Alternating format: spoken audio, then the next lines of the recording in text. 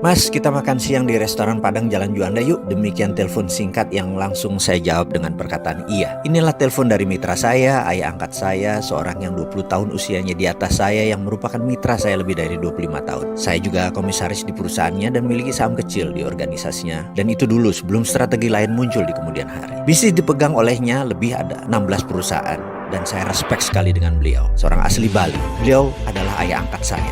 Singkat cerita, hari itu kami makan berdua di restoran Padang favorit kami. Dia bercerita sambil makan bahwa 3 bulan ini kami harus pinjam sana sini untuk menutup overhead perusahaan. Saat itu kami memiliki 600 lebih pegawai dengan beban usaha biaya rutin lainnya kurang lebih 1 bulan 5 miliar ongkos yang kami butuhkan. Sudah 3 bulan ini kita pinjam sana sini, demikian dia berkata. Berat dan benar deh, sudah 25 tahun lebih kita berbisnis, kita tidak pernah telat bayar gaji. Dia memulai monolognya dengan nada serius. Kemudian dia berkata, kita ini para direksi dan pemilik harus gulung koming setiap saat, cari cara untuk menghidupkan perusahaan. Dan untuk itu pegawai kita tidak perlu tahu masalah.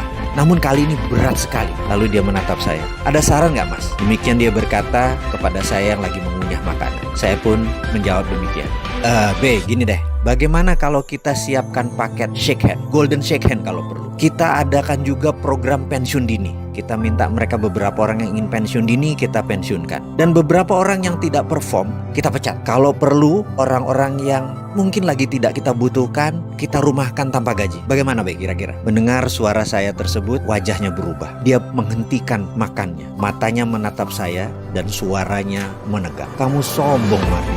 Gak ada rumus pecat karyawan itu. Gak ada yang namanya dirumahkan.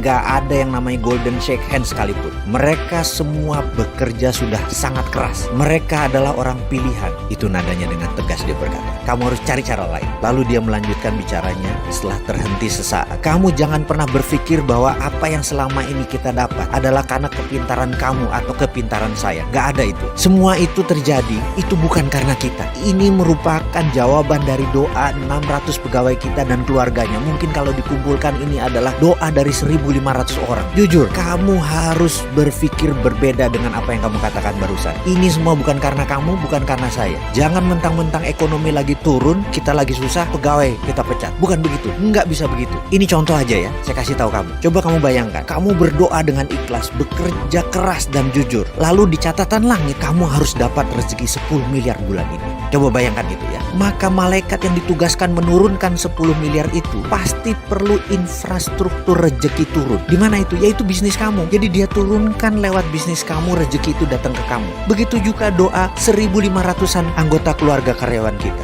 Begitu mereka harus dapat rezeki, di langit mereka tercatat mereka harus dapat rezeki. Maka malaikat itu kan menurunkan melalui perusahaan kita. Itulah yang membuat perusahaan kita berdiri lebih dari 25 tahun. Jadi itu bukan karena kepintaran kamu, bukan karena jabatan kamu, bukan karena saya. Kita ini hanya penyambung jalannya rezeki. Usaha kita itu adalah infrastruktur keluarga pegawai kita untuk rezeki itu turun ke mereka. Faham kamu? Jangan sombong kalau berpikir. Jangan mentang-mentang kamu pemilik. Cabut kata-kata kamu itu. Cari kata-kata lain, cari cara lain. Saya terdiam.